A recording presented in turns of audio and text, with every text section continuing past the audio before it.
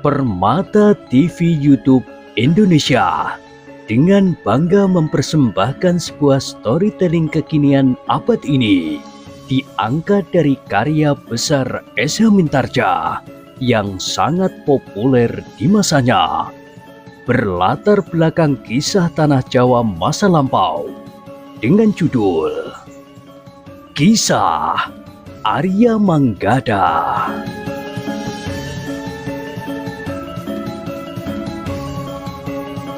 Pada kesempatan yang sangat baik ini, kita masuk pada episode yang ke-160.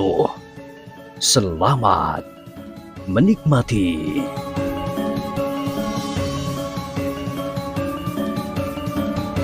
Di akhir kisah sebelumnya disebutkan, untuk melawan Ki Kebu Palang, maka Ki Lemah Teles telah melepaskan ilmunya pula.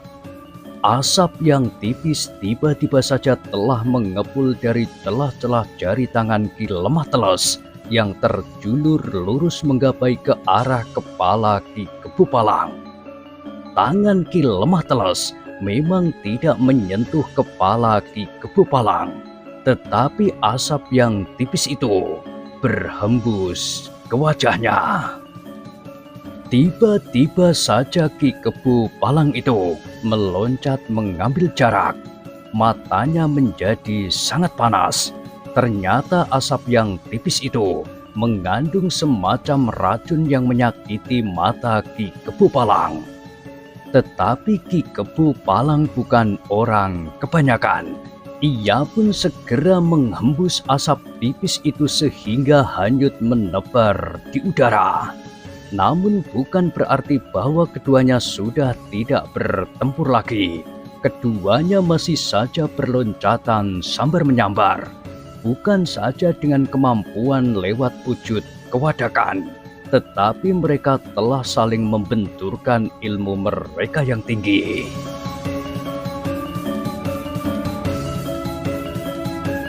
Ki Kebu Palang yang tidak mengira akan bertemu dengan Ki Lemah Teles di padukuhan itu, benar-benar berusaha untuk segera mengakhirinya. Tetapi Ki Lemah Teles juga bukan orang kebanyakan. Bahkan setelah saling membenturkan ilmu mereka, Ki Kebu Palang justru menjadi semakin terdesak. Ada sepercik penyesalan bahwa ia telah ikut pergi ke padukuhan itu. Menurut perhitungannya, ia akan dapat menghibur diri dengan berburu kecoa. Tetapi ternyata bahwa ia telah bertemu seorang raksasa dalam ilmu kanuragan. Ki Kebu Palang memang tidak dapat mengharapkan bantuan dari siapapun. Orang-orangnya yang ikut pula bersamanya pergi ke padukuhan itu tidak mampu pula untuk melindungi dirinya. Di hadapan anak-anak yang masih terlalu muda, mereka tidak berdaya untuk bertahan. Karena itu, maka Ki Kebu Palang pun telah mengerahkan ilmunya sampai pada ilmu pamungkasnya. Tetapi Ki Lemah Teles yang juga berilmu tinggi tidak membiarkan dirinya digilas oleh kemampuan lawannya. Untuk beberapa lama, Ki Lemah Teles sedang diganggu oleh kesadarannya bahwa ia menjadi semakin tua. Hidupnya menjadi semakin sepi dan ia merasa tidak berarti lagi.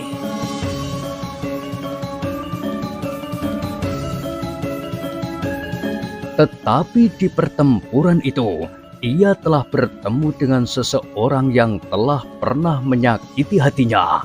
Karena itu, maka Ki Lemah Teles itu pun merasa bahwa ia telah mendapat kesempatan bahwa ia bukan orang yang terbuang. Jika aku gagal, maka aku benar-benar orang yang tidak berarti lagi, berkata Ki Lemah Teles di dalam hatinya.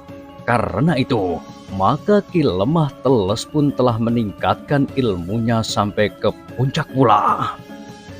Dengan demikian, maka kemampuan dua jenis ilmu dalam puncak kemampuannya telah saling berbenturan.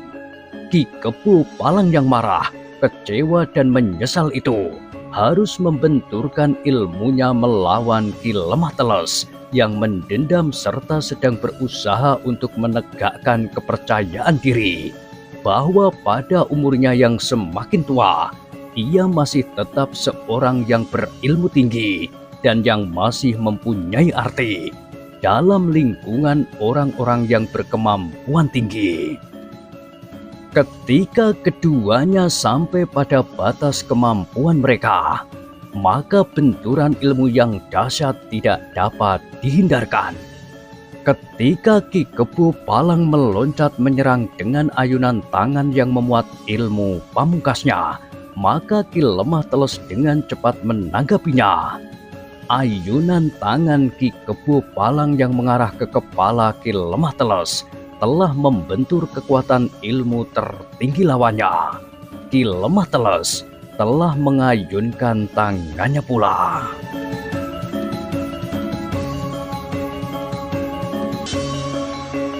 Dengan demikian, maka benturan kedua ilmu tertinggi dari dua orang yang memiliki kekuatan, kemampuan dan ilmu yang sangat tinggi itu telah mengguncangkan medan. Getaran dari benturan itu seakan-akan telah mengetuk setiap dada dari pihak yang manapun. Dengan demikian maka pertempuran itu seakan-akan telah terhenti. Setiap orang yang terlalu jauh dari kedua orang yang telah membenturkan dua ilmu puncak itu telah berpaling sehingga pertempuran pun seakan-akan telah terhenti sesaat. Kedua orang yang telah membenturkan ilmunya itu telah terlempar beberapa langkah surut. Ki Lemah Teles terdorong beberapa langkah dan kemudian jatuh terguling. Dengan serta-merta, Ki Lemah Teles telah berusaha untuk bangkit. Tetapi ternyata bahwa punggungnya terasa bagaikan patah, tidak mampu lagi menahan tubuhnya. Sehingga Ki Lemah Teles telah terjatuh kembali. Terdengar Ki Lemah Teles itu mengerang kesakitan.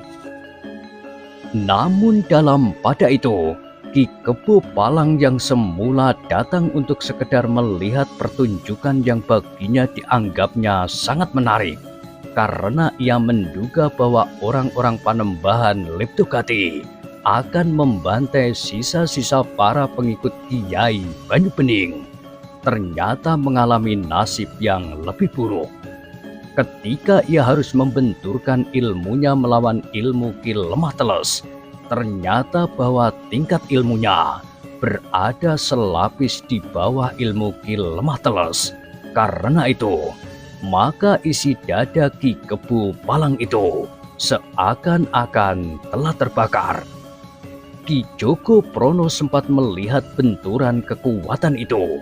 Dengan serta-merta, ia pun telah berlari mendekati Ki Lemah Teles yang terbaring kesakitan.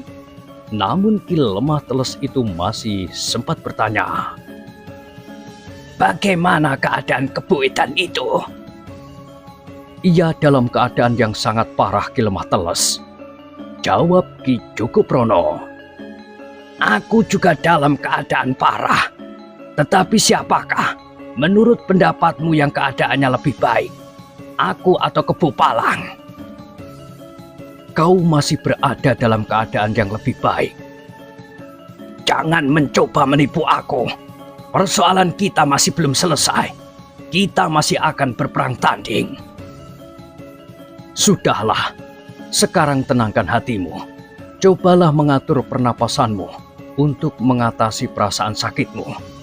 Jika kau berhasil mengerahkan daya tahan tubuhmu, maka kau tentu dapat mengatasi rasa sakitmu." Ki Lemah Teles termangu-mangu sejenak, tetapi ia tidak menjawab lagi.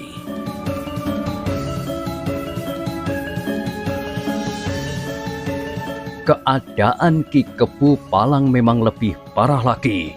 Tetapi tidak seorang pun di antara kawan-kawannya atau pengikut Panembahan Leptogati yang sempat mendekatinya. Sementara itu, pertempuran masih berlangsung terus meskipun jumlah para pengikut Panembahan Leptogati menjadi semakin susut. Yang kemudian justru mendekati Ki Kebu Palang. Yang terbaring diam adalah Ki Jogoprono setelah Manggada dan Laksono membawa Ki Lemah Teles menepi. Ki Lemah Teles yang diangkat oleh Manggada dan Laksono itu harus menahan sakit di punggungnya yang terasa semakin menggigit. Bahkan dadanya pun mulai terasa sesak. Dalam benturan ilmu yang terjadi, maka dadanya pun terasa menjadi sakit pula. Ki Jogoprono sempat meraba dada Ki Kebu Palang. Detak jantungnya sudah menjadi tidak teratur lagi. Semakin lama semakin perlahan. Di mana Panembahan Leptogati? Desisnya tanpa mengetahui siapakah yang berjongkok di sampingnya karena matanya yang menjadi kabur. Ia masih terlibat dalam pertempuran. Jawab Ki Jogoprono. Sampaikan kepadanya. Aku memperingatkannya agar ia meninggalkan tempat ini. Panembahan Leptogati itu telah salah membuat perhitungan atas orang-orang yang diburunya.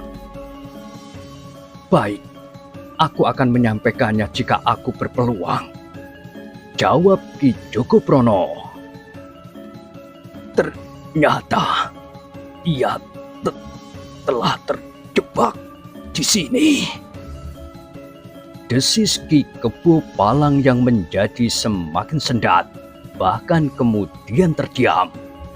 Ki Jogoprono pun meraba dadanya. Detak jantung itu sudah tidak terasa di tangannya.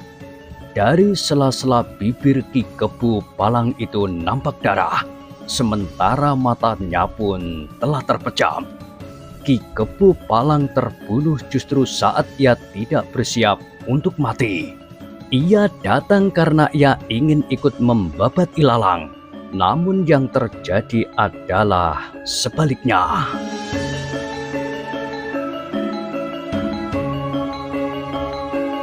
Dalam pada itu, pertempuran yang terjadi di Padukuhan itu justru semakin menyebar. Tetapi para pengikut Panembahan Leptogati telah semakin menyusut. Mereka yang terluka terbaring di pinggir jalan, di sudut-sudut halaman dan bahkan di tangga-tangga pendopo. Mereka tidak dapat bertahan jika kebetulan mereka bertemu dengan Ki Jogoprono atau bahkan Ki Ajar Panguan sendiri. Sementara itu, Manggada dan Laksono pun telah mengacaukan para pengikut Panembahan Leptogati dengan ilmu mereka yang memanjat semakin tinggi. Sementara orang-orangnya menjadi semakin kalang kabut, Panembahan Leptogati sendiri tengah bertempur dengan Ki Pandi. Keduanya adalah orang-orang yang memiliki ilmu dari sumber yang sama, namun arah perkembangannya yang menjadi jauh berbeda, bahkan bertentangan.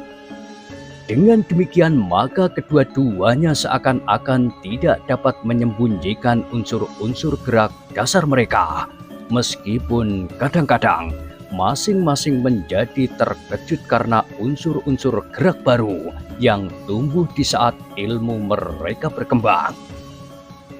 Ternyata Panembahan Leptogati itu pun telah menyesali kesalahannya. Sebagaimana dilakukannya beberapa kali, ia selalu salah menilai kekuatan orang Bongkok dan kawan-kawannya itu.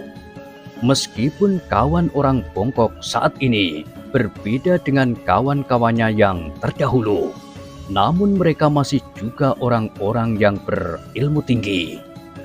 Dalam pertempuran itu, meskipun kedua-duanya mengerahkan kemampuan mereka, namun masing-masing merasa bahwa mereka akan terjebak dalam pertempuran tanpa akhir.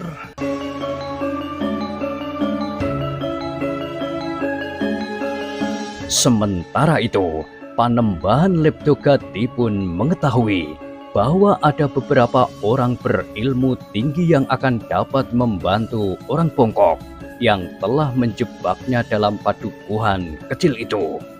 Meskipun demikian, pertempuran di antara keduanya masih berlangsung di halaman yang seakan-akan sengaja memisahkan diri dari keseluruhan pertempuran.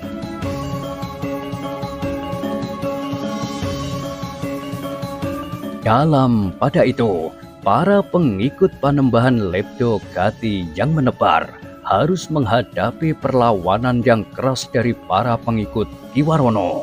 Sementara itu, Manggada dan Laksono telah meninggalkan Ki Lemah Teles yang sudah dirawat oleh beberapa orang padukuhan yang ikut bertempur bersama para pengikut Kiwarono.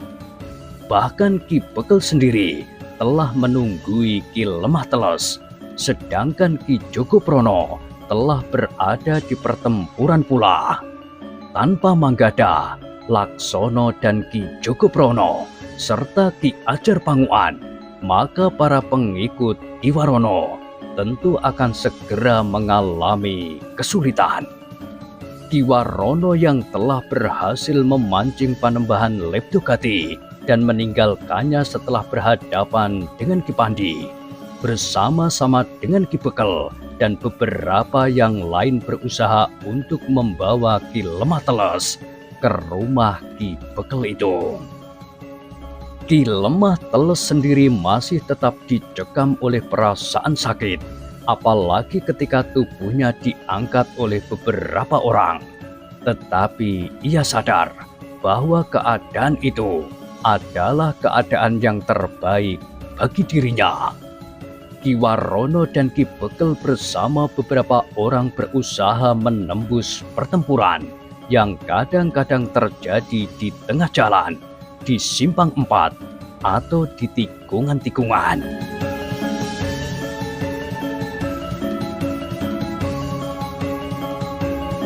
Namun ternyata bahwa Kiwarono dan Ki Bekel serta beberapa orang itu mampu menembus jalan sampai ke rumah Ki Bekel. Sementara Manggada dan Laksono sempat mengamati sambil bertempur untuk mencegah para pengikut Panembahan Leptogati memasuki padukuhan sampai ke rumah Ki Bekel itu. Sebenarnya lah bahwa kemudian keadaan para pengikut Panembahan Leptogati menjadi semakin sulit. Korban berjatuhan semakin banyak, sementara mereka tidak tahu apa yang terjadi dengan Panembahan Leptogati sendiri. Pada itu, Panembahan Leptogati telah menjadi gelisah, meskipun ia tidak dapat melihat pertempuran dalam keseluruhan.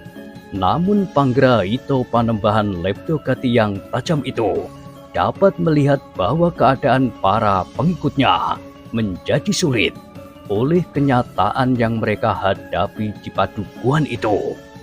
Karena itu, maka Panembahan Leptogati itu pun tidak mempunyai pilihan lain. Meskipun ia masih bertempur terus dengan mengerahkan segenap kemampuannya, namun Panembahan Leptogati sudah mulai mencoba melihat kemungkinan lain dari pertempuran itu.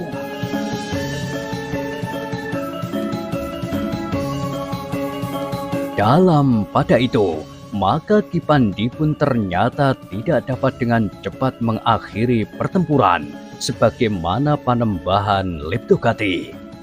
Keduanya yang memiliki dasar ilmu yang sama, dalam perkembangannya ternyata yang satu juga tidak melampaui yang lain.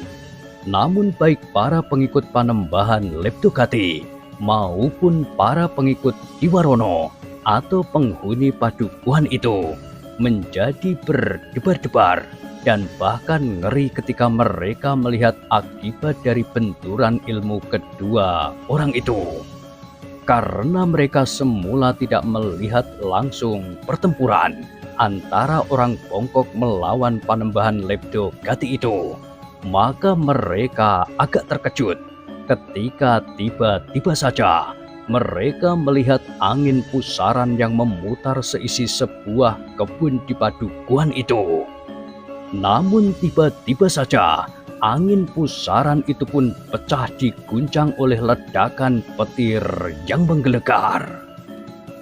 Dengan demikian, maka mereka pun segera mengetahui bahwa dua orang raksasa dalam olah kanuragan sedang bertempur di kebun itu. Bagi para pengikut Panembahan Leptogati, mereka pun segera mengetahui bahwa Panembahan itu sedang bertempur di kebun itu. Pada kesempatan lain, tiba-tiba saja mereka melihat lidah api yang menyala dan menjilat-jilat. Bahkan dedaunan pun menyala terbakar pula. Namun lembaran awan yang basah telah turun menyelimuti kebun yang menjadi dingin membeku. Sebenarnya lah, Panembahan Leptogati masih mencoba dengan tataran kemampuannya yang tertinggi untuk menghentikan perlawanan Ki Pandi. Tetapi ternyata setelah berpisah dan menempuh jalan hidup yang berbeda, Ki Pandi masih saja mampu mengimbangi ilmu Panembahan Leptogati.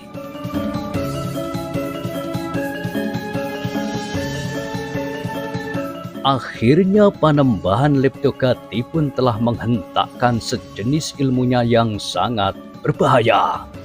Panembahan itu justru berdiri tegak sambil mengajukan tangannya dengan telapak tangan menghadap ke arah lawannya. Loncatan-loncatan cahaya yang berwarna kemerah-merahan tiba-tiba saja telah meluncur dari telapak tangannya itu. Seakan-akan beribu-ribu petir kecil meluncur menyambar-nyambar ke arah orang bongkok itu. Ki Pandi yang mengira bahwa lawannya akan mempergunakan aji gelap ngampar terkejut. Rupa-rupanya Panembahan Leptogati mengetahui bahwa aji gelap ngampar tidak akan berarti apa-apa bagi orang bongkok itu. Karena itu, maka Panembahan Leptogati telah mempergunakan ilmunya yang lain. Loncatan-loncatan beribu petir yang nampaknya kecil-kecil itu seakan-akan telah membelenggu Ki Pandi, dan dengan kekuatan yang sangat besar telah menarik tubuhnya mendekati Panembahan Leptogati. Ki Pandi harus mengerahkan tenaganya untuk menahan dirinya agar tidak terhisap oleh kekuatan ilmu Panembahan Leptogati itu. Bahkan dalam saat-saat yang paling berbahaya itu, Ki Pandi harus mampu mengambil sikap agar ia tidak dihancurkan oleh saudara seperguruannya yang telah menempuh jalan sesat itu. Ki Pandi yang harus bertahan dari hisapan kekuatan lawannya itu pun kemudian berdiri sambil menyilangkan tangannya di dadanya. Kedua kakinya melekat di atas tanah dengan kuatnya, seakan-akan telah menghunjam ke dalam bumi. Tetapi setapak demi setapak, Ki Pandi masih juga beringsut semakin mendekati lawannya, bahkan kemudian semakin dekat dan semakin dekat. Panembahan Leptogati semakin mengerahkan kekuatan ilmunya. Ia semakin berpengharapan bahwa Ki Pandi akan menjadi semakin dekat, sehingga Panembahan Leptogati itu akan dapat menggapai dengan kerisnya. Namun semakin dekat orang itu dari Panembahan Leptogati, ternyata udara terasa menjadi semakin panas. Dari tubuh Ki Pandi itu telah memancar kekuatan api dari dalam dirinya, sehingga tubuh orang bongkok itu seakan-akan telah menjadi bara yang panasnya melampaui panasnya bara batok kelapa.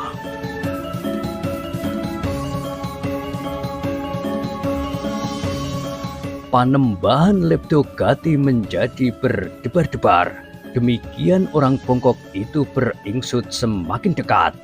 Maka keringat di tubuh Panembahan Leptogati pun menjadi semakin diperas dari dalam tubuhnya. Tetapi Panembahan Leptogati tidak ingin melepaskan ikatan dan kekuatan ilmunya yang menghisap itu. Karena itu, maka Ki Pandi pun semakin lama menjadi semakin dekat pula. Namun Ki Pandi bukan saja membuat tubuh Panembahan Leptogati berkeringat karena panas, tetapi tubuh Ki Pandi itu seakan-akan menjadi sangat menyilaukan. Dari kedua mata Ki Pandi yang memandang mata Panembahan Leptogati memancar sinar yang putih seperti pantulan cahaya matahari di wajah air yang beriak kecil. Panembahan Leptogati ternyata sulit untuk mengatasi panas matanya yang menjadi silau. Ia seakan-akan tidak dapat melihat lagi jarak antara dirinya dengan orang bongkok itu.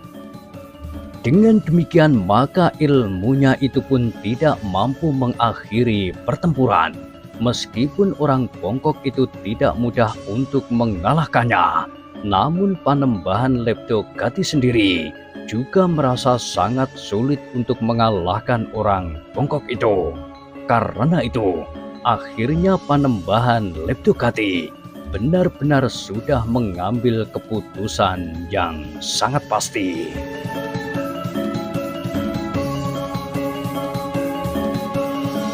Dengan tiba-tiba saja, Panembahan Leptogati itu pun telah menghentikan ilmunya yang menghisap lawannya dan seakan-akan membelenggunya itu.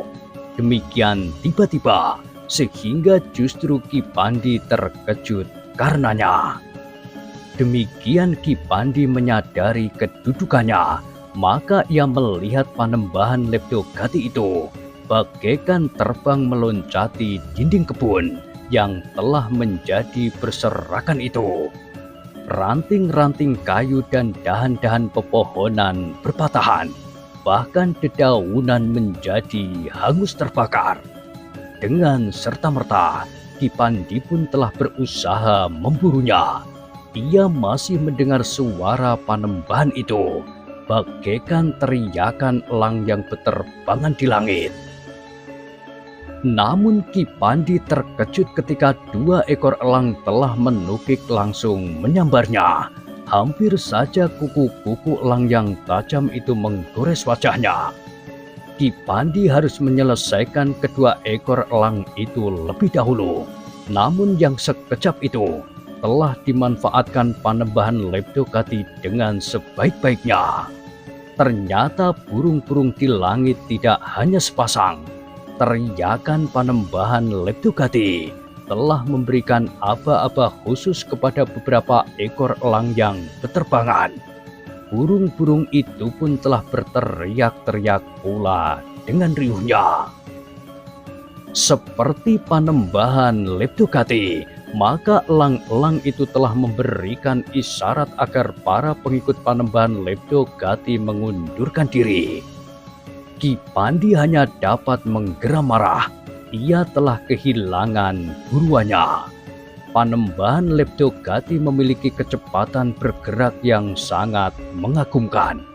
Apalagi Ki Pandi harus tertahan oleh burung-burung elang yang menyerang mengarah langsung ke wajah dan matanya. Burung-burung elang yang berusaha menahannya agar Panembahan Leptogati sempat menghindar dari medan. Dengan demikian, maka para pengikut Panembahan Leptogati itu pun telah berusaha dengan cepat menarik diri dari pertempuran. Para pengikut Ki Warono dan orang-orang Padukuhan itu memang tidak dengan mudah berniat melepaskan para pengikut Panembahan Leptogati yang melarikan diri. Namun agaknya orang yang mengendalikan burung-burung elang itu tidak hanya melepas 2-3 pasang burung elang, tetapi sekelompok burung elang telah berterbangan menyambar-nyambar. Burung-burung itu telah berusaha menahan orang-orang yang berusaha mengejar para pengikut Panembahan Leptokati. Sehingga dengan demikian, mereka yang melarikan diri telah mendapat peluang untuk lepas dari kejaran lawan mereka. Burung-burung elang itu ternyata memang sangat berbahaya. Kuku-kuku yang ujungnya diberi baja yang tajam itu benar-benar telah menghambat gerak maju orang-orang yang sedang mengejar para pengikut Panembahan Leptokati. Dengan demikian, maka jarak di antara mereka pun menjadi semakin jauh. Beberapa orang yang lolos dari hambatan burung-burung elang itu pun akhirnya menghentikan usaha mereka mengejar lawan mereka, karena justru akan membahayakan diri mereka, karena orang-orang yang mereka kejar itu akan mampu memberikan perlawanan.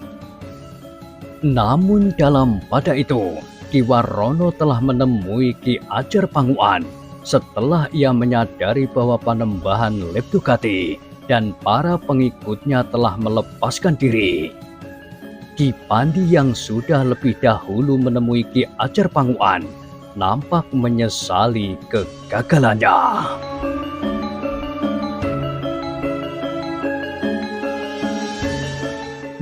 Nah, bagaimanakah kisah selanjutnya?